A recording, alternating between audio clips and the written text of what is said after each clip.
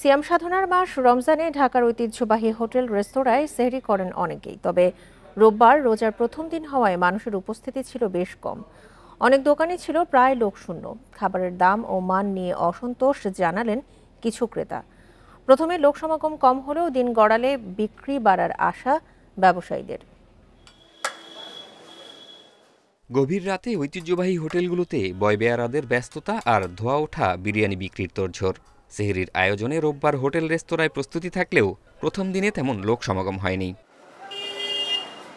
রাত 3:30টার দিকেও পুরান ঢাকার নাজিরা বাজার, বংশাল, চানখারপুল এলাকার অধিকাংশ খাবারের দোকানে ভিড় ছিল না। তবে 4টার দিকে পরিবার ও বন্ধুদের নিয়ে সেহরি করতে আসেন কেউ কেউ।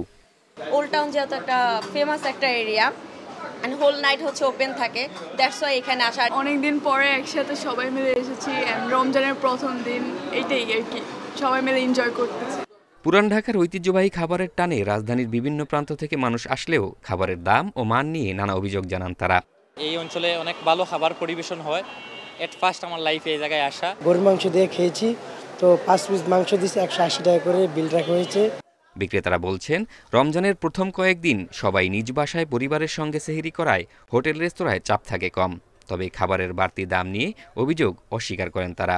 কাস্টমার কম কিছুটা গত বছরের তুলনায়ও, আর খাবারের দামটাও আমরা আগের মতো রাখছি, কমায় রাখছি, খাবারের দাম বাড়ে নেই।